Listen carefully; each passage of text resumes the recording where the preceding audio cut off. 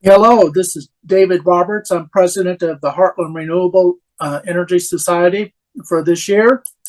We're happy to have Kelly Gilbert to the Metro Energy Center to update us on happenings with there. And I suspect that our world may be more topsy-turvy now than it was a month ago, but she'll let us know if that's the case.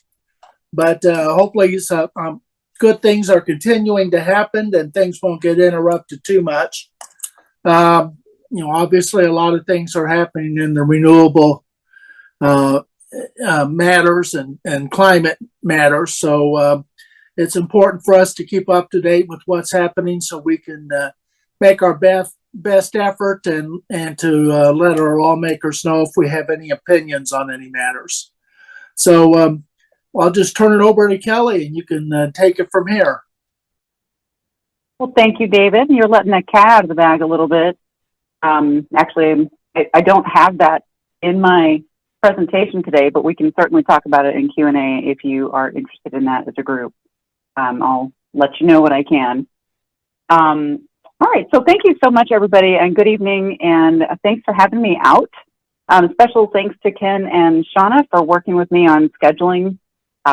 We had this kind of set for several different dates and moved things along because I was hoping, honestly, to be presenting to you on a brand new renewables program, but that is still up in the air. So bear with me, and we'll work through all of the things that Metropolitan Energy Center has on offer. One of our attendees this evening, I don't know if she's going to be with us all night, but Renee Kameyer is here also. She's our new development director. And I may give her the opportunity to speak and answer some of your questions as well if that becomes relevant. So tonight I'm going to bring you up to speed with what's happening with MEC and give you some ways to become involved in the programming. As a reminder, our mission since 1983 is to create resource efficiency, environmental health, and economic vitality in the Kansas City region and beyond. So briefly, these are the topics I'm going to cover today: our current work, our planned work, how we're advocating for public understanding and good public policy, our community assets, and how you can become involved. So most of you here are probably familiar with Metropolitan Energy Center, but it's okay if you aren't. I recognize most of your faces too. We've been flying under the radar for most of our history, but we turned 40 almost 2 years ago. Over the years, MEC has worked with thousands of residents, businesses, and municipalities to transform energy use in the building and transportation sectors. We've also been lucky enough to steward over $25 million in federal grants and projects to disperse training, resources, and new technology in communities across Kansas and Missouri. Since 1983, or even earlier if you're really familiar with our organization, we've been working in building energy efficiency at multiple levels. Today, our programming impacts both commercial and residential buildings. We don't often work in industrial or institutional, if those just happen to be our comfort zone, but we would do what we can to help you find an answer or facilitate an introduction to someone else who could. Now, since about 1996, we started working in transportation and vehicle fuel too. Today, we have 2 public-private partnerships for clean transportation advocacy and programs, which are supported by the U.S. Department of Energy's umbrella for clean cities and communities. Those are Kansas City Regional Clean Cities and the Central Kansas Clean Cities, going through a rebrand to Greater Kansas. We also have the community asset Project Living Proof, which is a historic home that demonstrates energy efficiency, no-mow lawns, water conservation, sustainable building practices, renewable energy, and even alternative fuels. This asset was developed through a major community effort in fundraising, donation of professional skills, partnership with utilities and other businesses, and lots of sweat equity. So let's turn the page and dive into a little bit of detail on our program. Our building performance program also goes by the brand Energy Solutions Hub. Under it, we have several projects that spur education, access to resources, jobs training, and more. Having gone through many iterations of energy efficiency and building performance programs over the past 4 decades, we use current building science and best practices for new construction and existing retrofits to be a full-service resource to the community. Our activities include providing information and support for healthy and sustainable buildings through benchmarking and one-on-one consultation. We provide training contractors on, we do training for contractors on the attributes of a healthy home and how they can impact energy retrofits in a positive way. We are a concierge service for businesses and residents that need contractors and resources to help renovate their homes and buildings. We facilitate research and promulgating results via advocacy efforts. The transportation program is fundamental to our, transportation in general is fundamental to our society and our economy. It's the way our food makes it to our plates and how our kids make it to school. We work hard to make transportation cleaner and more energy efficient for all. And the cornerstone of our transportation program is our Clean Cities and Community Partnership. That is a U.S. Department of Energy initiative, which provides our local partnership with a very wide array of information, tools, resources, and even funding that is available to many of our similar organizations across the United States. We have the honor and responsibility of managing the Kansas City Regional and the Central Kansas Clean Cities Coalition. Through them, we connect businesses and local governments with educational programming, technical support for adopting and maintaining alternative fuel and electric vehicles, training opportunities, direct funding, and more. For the general public, our programming tends toward electric vehicle support, ride and drive opportunities, and transit advocacy. Okay, so now we'll get into some nitty-gritty about our work in the Building Performance Program. Our objective for the Energy Solutions Hub is to nurture an environment of open, accurate information that is accessible to buildings and structure stakeholders at all levels of economic and political power to the benefit of our mutual health and wellness. First, let's look at some systemic problems that are in need of change. Looking at the Kansas City area building stock as an example, we have an aging building and energy infrastructure in the city. The buildings in Kansas City generate about 60% of our greenhouse gas emissions. That's according to the 2017 greenhouse gas inventory. It was recently updated to 2022 inventory, and I don't know if that final report is out, so I apologize for these numbers being a few years late, but that is a new report that just came out for 2022. And at the time, we had about a 50-50 ratio of renters to homeowners. And that's significant because renters have access to a lot fewer resources to make their home healthier for themselves as residents than homeowners do. So that's a significant ratio of renters with less control over where they live. And these buildings in Kansas City have a pretty general need across the board for building retrofits, including HVAC, air sealing, energy efficient appliances, et cetera, et cetera. So everyone uses energy in their homes, but to some Kansas Cityans, the cost that they pay for the utilities is a real burden.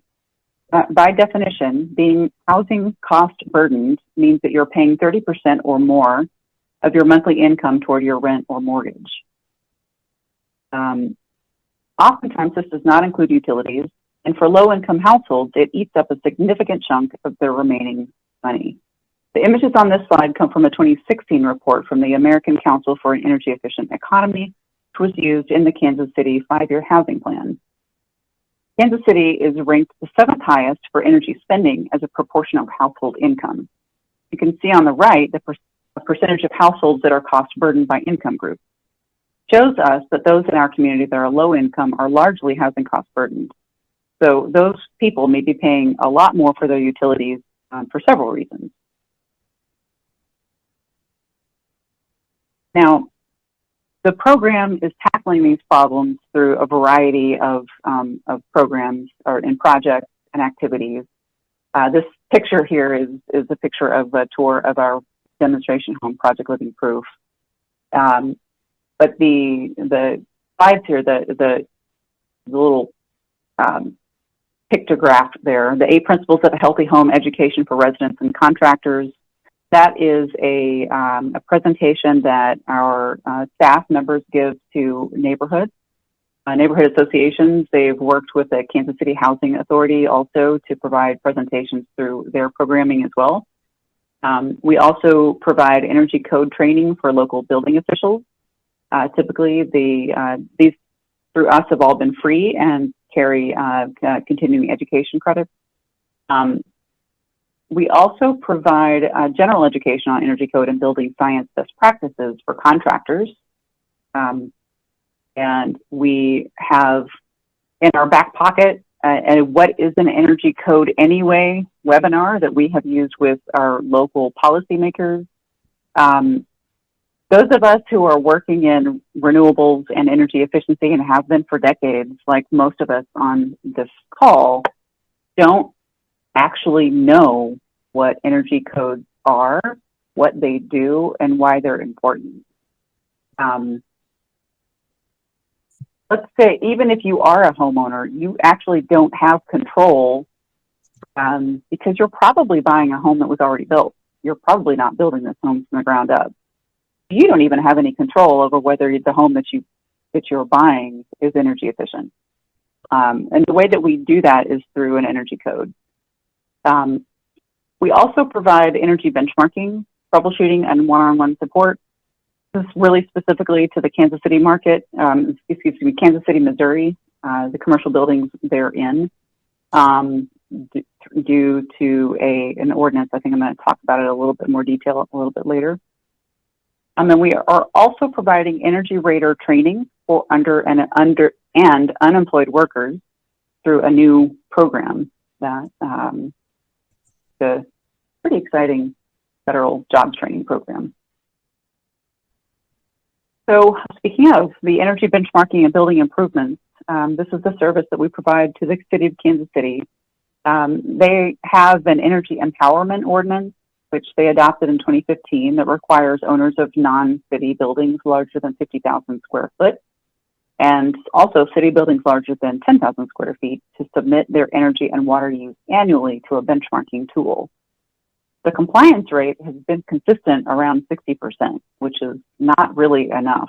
Our role in this work is to conduct educational outreach regarding energy efficiency solutions, to provide annual workshops for building owners on how to submit their utility data into the Energy Star Portfolio Manager. We actually do that on a kind of a rolling basis through April and May. And we provide free one-on-one support, and a lot of those building managers take us up on that one-on-one support to get through the benchmarking process. But we've discovered really that benchmarking implementation requires policy development, outreach, technical assistance, quality assurance, quality control, and efforts to maximize energy efficiency. We found that a benchmarking requirement alone is really not enough to generate a high level of compliance. I just said it's about 60%. Much less active improvements to the commercial building stock in Kansas City, which is our ultimate goal. The benchmarking in itself is useful, but unless it leads to improvements to the building stock, ultimately we have information, but not a movement with our energy efficiency measures. So per our research and experience, we've recognized that enforcement measures are called for whenever there's a benchmarking policy in place, and other mechanisms should be used, such as a regional definition of a high-performing building. And these things are in work throughout the metro, and we continue to stay involved with that as much as we can. So a big reason why we do this work is for occupant health and safety. And this picture here is of a building that our program manager witnessed evolve from a new building to one in need of repairs very quickly. When it was going up, she noticed it as a member of a fitness gym next door. She could see the poor practices being used in real time. So when she heard in less than 6 months that it had to undergo a complete rehab due to mold issues, she was not surprised. And energy codes, of course, are designed to prevent these critical problems. There are right and wrong ways to seal a wall. This project didn't have a reference since those best practices had been amended out of the city's building code where this building was built.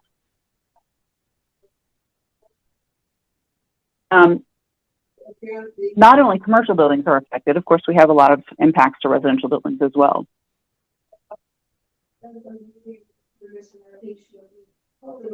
And my notes here are unfortunately the same as the previous slide, so I'm just going to let you know. We conducted, over the years, our staff has been involved in multiple ways with energy efficiency, and one of the things that we did was manage an energy efficient retrofit program for homeowners. And through that, we collected a lot of data, and we worked with Children's Mercy, which manages a children's asthma program. And through that asthma program, they do healthy homes programming, and Children's Mercy is a research hospital, so they do a lot of research. And so with Children's Mercy, with UMKC statistics group, and using the data that we garnered through our programming, they conducted a study, a statistically significant study that provided convincing results and a correlative link between energy efficiency improvements and a drop in asthma intensity and frequency for children. This result was found consistently in all eras of homes that were built that were touched with our energy efficiency work. And the difference in asthma in children between weatherized homes and control group was really significant, 33%. Everyone was very surprised by these results, but they went back and tested it several times, just controlled several times. And this was a very consistent result. And so convincing, again, it's a correlative link. We don't have a causal link. That would require a lot deeper research, but this was something that we find important and that we're going to keep working on as much as we can. Okay, so another way that we're impacting how things are moving with our building stock across the region is that we just finished a round of energy code trainings on the IECC, International Energy Conservation Code. Did I get that right, Charlotte? The 2021 version. We did this for building officials and contractors working in Kansas City. And we've been doing this since 2021. Charlotte has actually been doing this training for, I don't know how long, but longer than MEC has directly been involved in it. We're just happy to be able to fund it as is needed with our authorities having jurisdiction in the local region. Of course, local, in Kansas and Missouri, we have local control for energy code for now. We'll talk about that a little bit later. And now a list. These are the projects that our buildings team is currently operating. The biggest and most exciting is Building U, which you can learn about by visiting buildingu.org. And how you can participate. So visit buildingu.org for information and metroenergy.org/events-calendar. Today, there was an informational session on our Building U training program, helping people understand what the HRES Rater certification training is, hoping to garner lots of good registrations for the upcoming HRES Rater certification training on March 31st. Charla Reed is actually going to be training on that, and those of you who know her well aren't surprised by that. So if you happen to manage a commercial building, oh yes, and follow-on information. If you happen to manage a commercial building in Kansas City, you might also be interested in the upcoming training on April 9th on successfully completing your benchmarking report. So I wanted to invite Charla, if you would, since you are a partner with Metropolitan Energy Center through Halfmore Technologies on the Building U project and as a trainer, say a few words about the importance of energy raters and what people can learn in the Building U HRES Rater class. Okay, sure, I'd be happy to.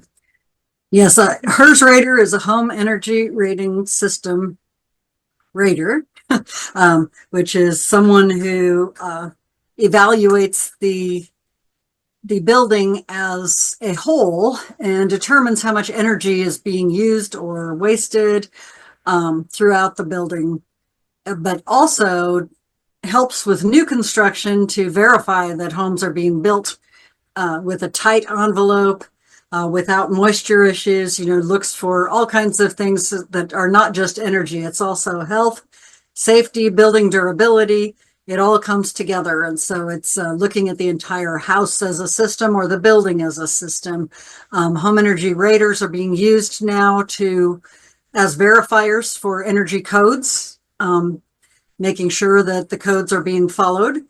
And so during the HRES Rater training, HRES Raters will learn, or HRES Rater candidates, that's what they're called before they're certified, will learn about building science, learn about building structures, how they're put together, all the different components, learn about how to read construction plans, construction math. Have to whip out that high school geometry and algebra and practice that a little bit, and learn about the home energy rating system and the standards and procedures that need to be followed, how to perform the testing to determine whether or not the structure was built the way it was supposed to be built, and how to perform the inspections.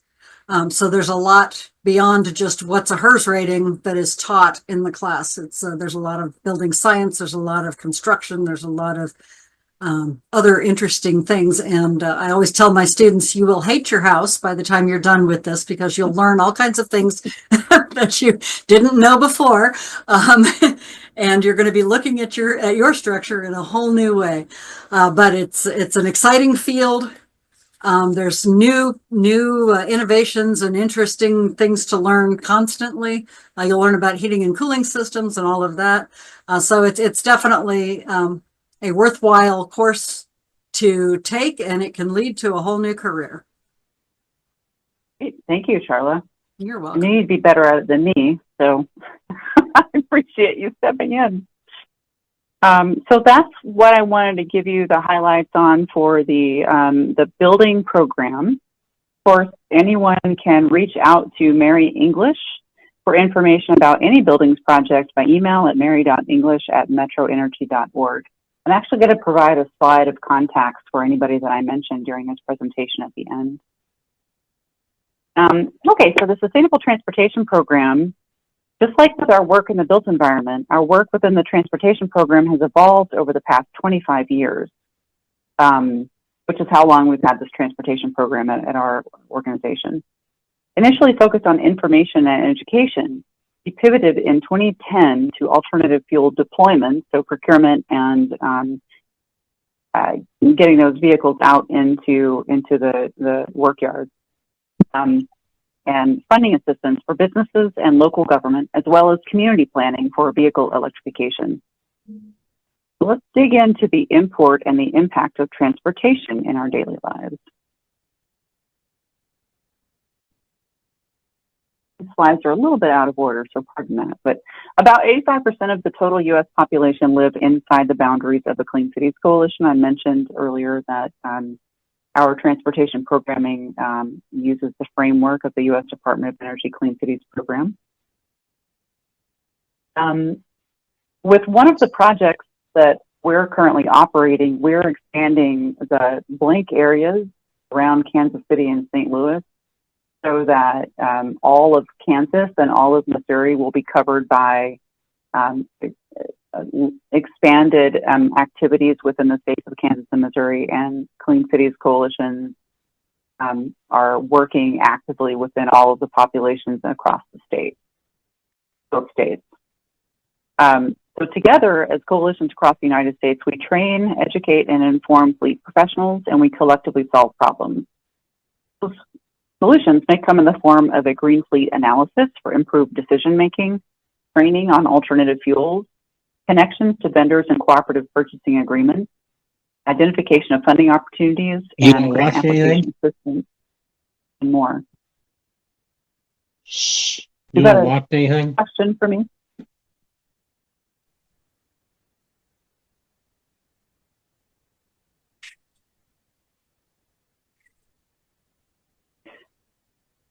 moving along, impacts of transportation. So transportation is part of our daily lives as much as the food you eat or the place that you sleep. Today, you probably walked somewhere, you drove, or you carpooled, you may have used a bus, you may have rode a bicycle. Each of these activities is a choice that has an impact on the greater picture of transportation. This list of items on this slide describes some of the impacts that our choices contribute to. So our choices contribute to greenhouse gas emissions. It contributes to energy consumption. That includes exploration. It includes production and generation. It includes transportation and distribution of energy to our fuel pumps. Transportation impacts our economy with our fuel and vehicle sales. We actually do a lot of manufacturing in the Kansas City metro for vehicles. New product development for new vehicle fuels, new technologies, and it has a heavy and local regional impact depending on your geography and your economic sectors in your area. And of course, like I said, in Kansas City, it's pretty big. It has a major impact on your civil infrastructure. We have roads and bridges and other land use issues that are generated because of our transportation habits, the way that we've developed transportation systems across the United States and so forth. Additionally, in civil infrastructure, we have fueling and charging stations and maintenance and service shops. So that's a lot of industries that are built around our kind of large and maybe unwieldy transportation system. It's a lot. And it also impacts our military infrastructure. The reason that the Clean Cities program exists, actually, is because of at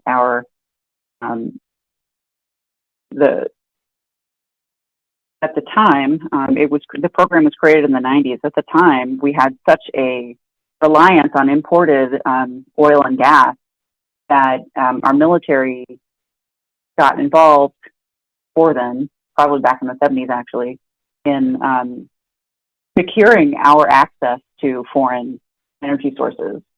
And it's still a major mission for our military to do that. And so the Clean Cities program was created to generate energy security by building up markets for alternative fuels in the United States. Of course, transportation is not the sole contributor to these impacts because it's part of a major complex system, but it is a big factor. So these are three clean transportation strategies that work very well together. Vehicle miles traveled, or VMT, reduction saves fuel and reduces greenhouse gas emissions by reducing the miles that vehicles travel. These include strategies like carpooling, biking, teleworking, and public transportation. Your personal choices can typically be viewed under the lens of VMT reduction. You're probably quite familiar with most of these options. Each vehicle mile reduced equates to a measure of fuel not burned and emissions not generated and not released. So consumer behavior has the biggest potential impact on VMT and its contribution to a cleaner transportation system.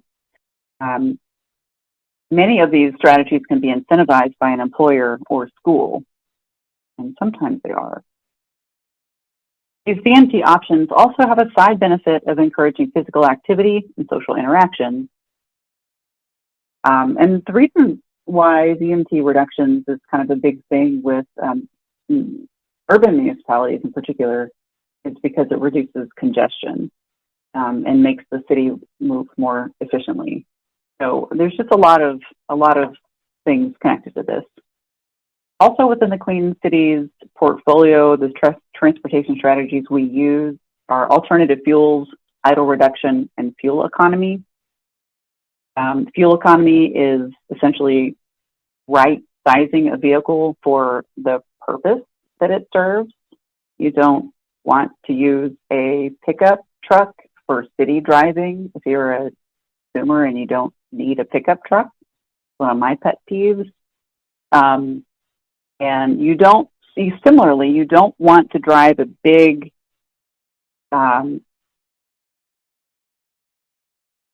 Class 8 tractor if you can use, which is an on-road truck, here, This is a Class 8 tractor, this UPS truck here.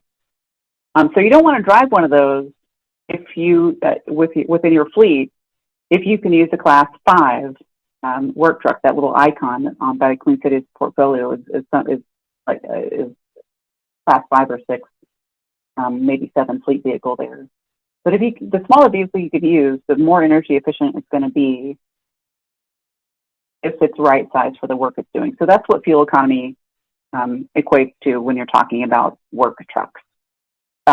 Alternative fuels, I didn't define these before, but that could be anything from electricity to compressed natural gas to propane or biodiesel or even ethanol. There are other fuels that are in use in places like California where they have access to more options than what we do in Kansas City and Missouri and Kansas. Those are alternative fuels, and most of those fuels have a cleaner rating when you burn them for vehicles.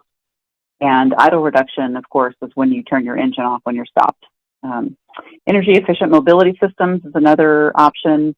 Automated, connected, electrified transportation. This is something that, let's see here. There are also automated, connected, electric, and shared. So these are two different acronyms that are used. EAMS and ACES are used by two different divisions of the United States government. But essentially they are car sharing, Zipcar, Uber, taxis, that kind of thing. Well, VMT reduction and the Clean Cities portfolio measures are aimed at decreasing our use of transportation fuel or replacing dirtier fuels used while we're decreasing and reducing and replacing with those two types. Energy efficient mobility systems can actually have the effect of substantially increasing the use of transportation systems, because what if you're calling an Uber all the time when you could be using, and it's traveling back and forth between places, going from one place to pick you up, take you to another place, it's going to go back to where it came from. And so it's doing a lot more driving. It can actually increase the amount of fuel that we're using on the transportation, the amount of wear and tear on our transportation infrastructure. So urban planning can help curb the potential for increased energy and fuel use with those types of programs as well. Okay, so the Diesel Emission Reduction Act is one of the largest programs that we operate. It is an Environmental Protection Agency program, and it's been around for quite a long time. It has a lot of support by bipartisan folks, generally speaking. And UPS is one of our largest partners in cleaning up the air across Kansas and specifically within the KC Metro. UPS liberally uses the DARA, the program, nationwide to reduce its pollution.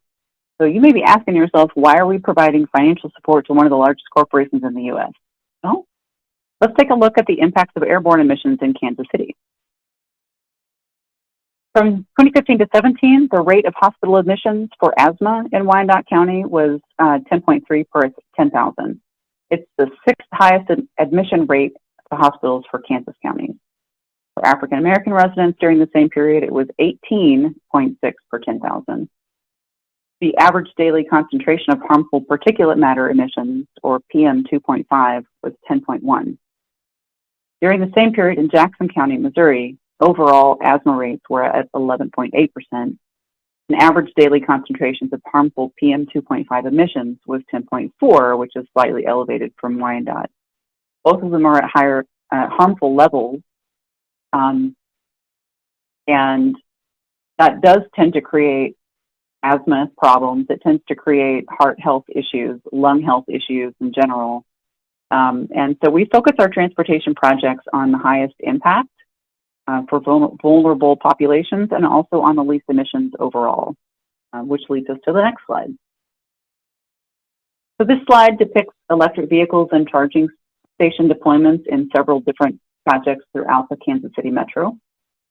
We also have other deployments in Osawatomie, Wichita, Salina, and elsewhere in Kansas.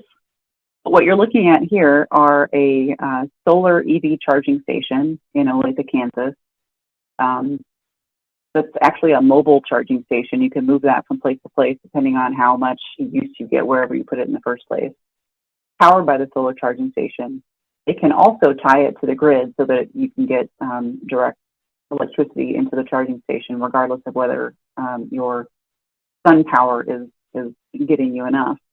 And you can also onboard battery-powered backup for that. And we helped deploy Kansas City International Airport's first all-electric shuttle buses. We are currently funding additional shuttle buses in Kansas City. They have a long history of having clean fuel buses at the airport since 1996. I think they've been using natural gas or electric buses. So a lot of good stuff there. We have Orange EV, which is an all-electric yard truck. That's that funny looking truck on the upper right with the doggy on it. They call him Spot for sure. It's a yard spotter. It's another name for that type of truck. So anyway, this is a really low speed vehicle. They're mostly powered by diesel across the United States. Freight yards, distribution centers, that kind of thing, all the sorts of places that are usually within areas of low-income neighborhoods, those kinds of things usually have these types of distribution centers and so forth that are really impacted by pollution. And diesel vehicles are their least efficient and most polluting at these low speeds with these high volume engines. And so the all-electric yard truck is not only a fantastic use of electric vehicles that pays off within 2 years, typically, of a deployment, it also has the highest impact, typically, on neighborhoods that are usually overburdened with air pollution. So those are some examples of projects that we've done in recent years. We also have a diesel technician training for biodiesel fuel. Because agriculture is such an important economic driver in both Kansas and Missouri, we support development of resources related to biodiesel. And one of those activities is this technician training that we provide in Kansas colleges and universities. We've held workshops in CK Tech in north central Kansas, Seward County, which is southwest Kansas, Pittsburgh State, southeast Kansas, and Washburn Tech, which is Topeka. And so what we're doing with this is preparing future biodiesel technicians of today and tomorrow, and kind of busting some myths about biodiesel. Biodiesel is one of those biofuels that has been around for a long time, and the early versions of it are honestly not so great on engines or in vehicles, and they had a lot of gelling issues, and typically you just don't see those anymore. There's a lot of myth busting that goes into that. And so now another list. These are the projects that our transportation team is currently operating or just completed. 2 of the projects will soon have funding opportunities released, which you can learn more about by visiting metroenergy.org/procurement. The 3rd project is in need of substantial effort to engage the rural populations of southern and western Kansas and northwest Missouri. And we're currently seeking help or seeking new stakeholders specifically to support a healthy and sustainable growth of programming in those areas, which are new territory for MEC staff. So please connect with Jenna Zamanak to help bolster that coalition. And again, contact information is provided at the end. So how can you participate with the transportation? Visit, again, metroenergy.org/procurement for information on upcoming funding opportunities. They are not quite out yet, but we just finished a review of an RFA for the Diesel Emission Reduction Act that we will be able to release sometime next week. And within the next several weeks, we'll be releasing an opportunity for small grants to underserved businesses and small municipalities across Missouri and Kansas for electric charging station and vehicle support. Those are the 2 upcoming funding opportunities. And also, of course, most of our transportation-related events are Earth Day tabling so far this year.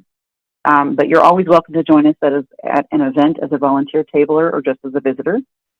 You can contact KT Engel by email for information about any transportation project at kt.engel@metroenergy.org. All right, and this is maybe the fun stuff. All of this information, there's not a whole lot of information here going ahead. So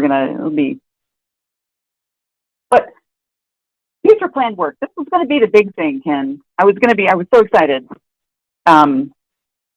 Renewables program. We are a named subrecipient on a massive regional project under the Solar for All program. Please cross your fingers that this funding goes through. We're in negotiations. Our prime awardee, Growth Ops, is moving along in good faith. That they are going to receive the funding, and they believe that they will. And so I continue to believe that we will receive these funds and that we will have a program that I can clearly define for you all in coming months. The project is called Industrial Heartland Solar Coalition. It is again a massive project that has a multitude of partners across the upper Midwest. And our part of that project is a region around the Kansas City metro. It would be installing, if you all are familiar with the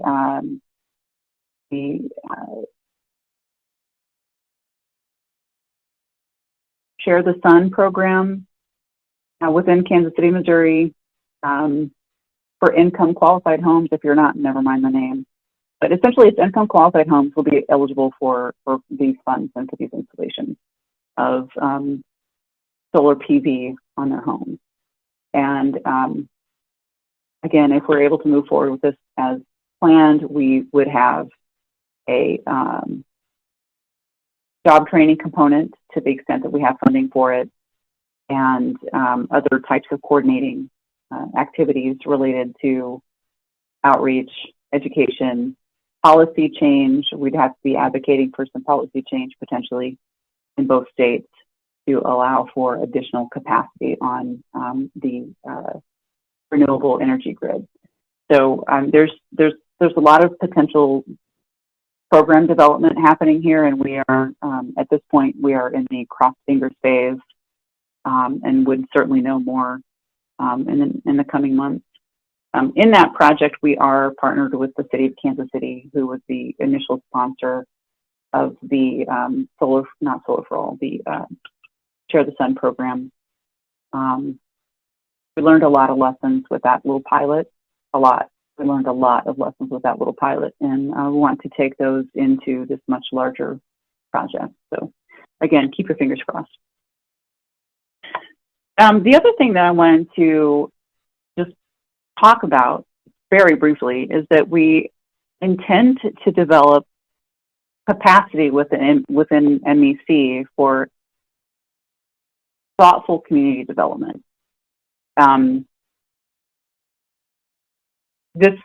It's essentially a one FTE, one full-time hire to support all of our work areas, acting as a liaison between community actors.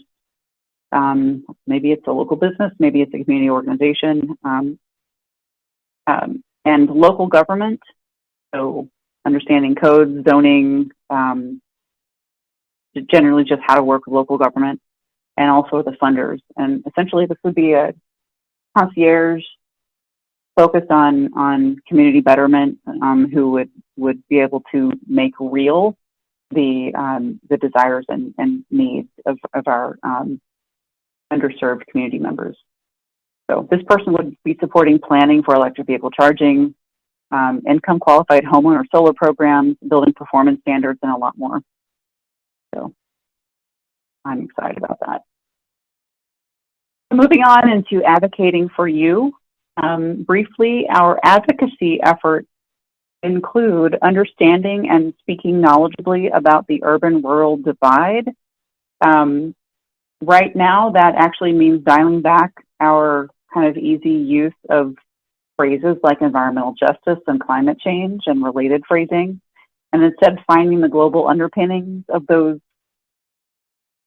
hot button phrases so that we can still address those issues within the policy landscape that we're operating in today. I'm just noticing that it got really dark in my room. That's okay. Second, we're advocating for transit and alternative transportation. Again, rural and urban needs with transit are very different, and that's something that we need to understand with our Clean Cities Expansion Program. We also are currently working to better understand the regional transit, the needs for funding coordination in a regional way. Transit isn't funded well enough here in the Kansas City Metro, and it needs some coordination at the regional level.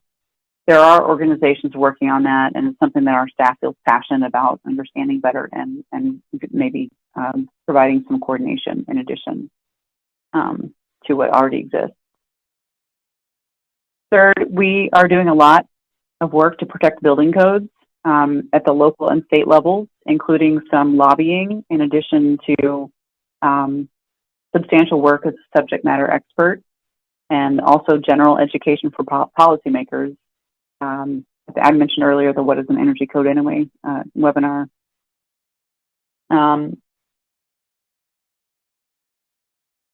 There is a bill currently in the state of Missouri that has made it through committee and the House and is making its way to the Senate sometime theoretically this month or next, that would cause the state to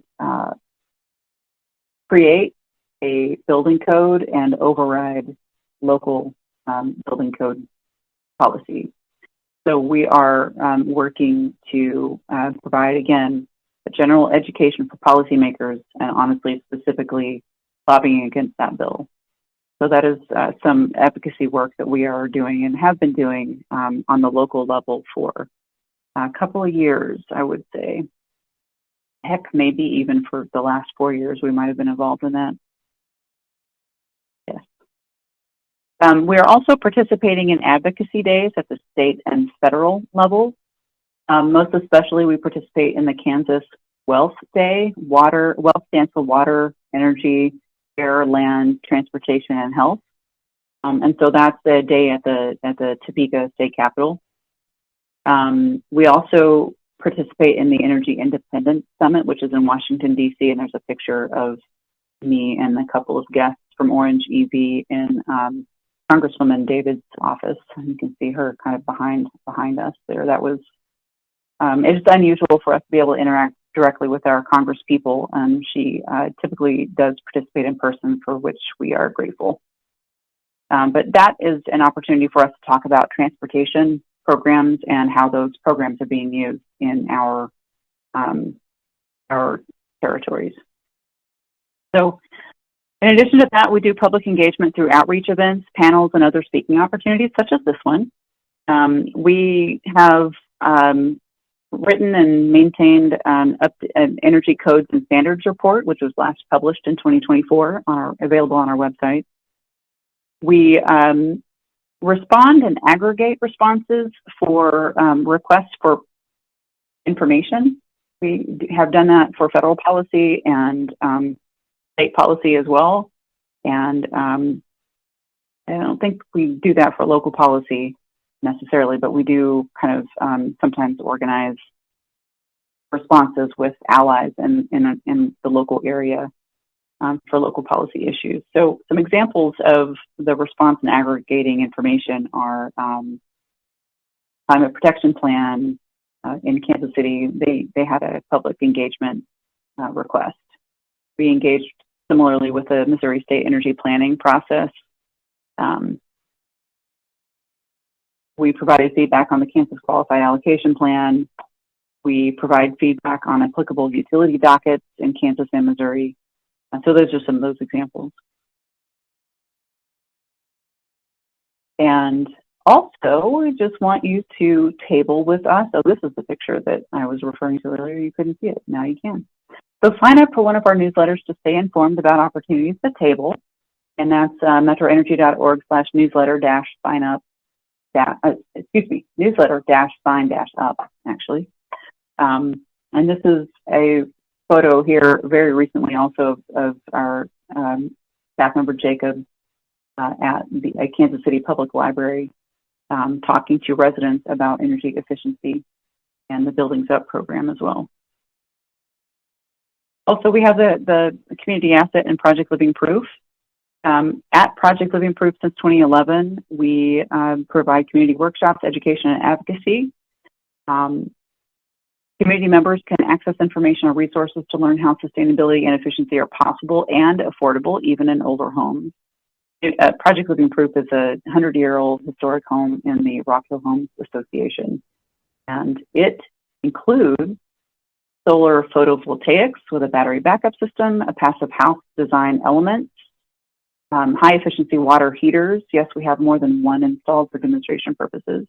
How insulation and air sealing save money, how geothermal works with HVAC systems, sustainable gardens and no-mow lawns, rainwater catchment systems and bioswales, and a lot more.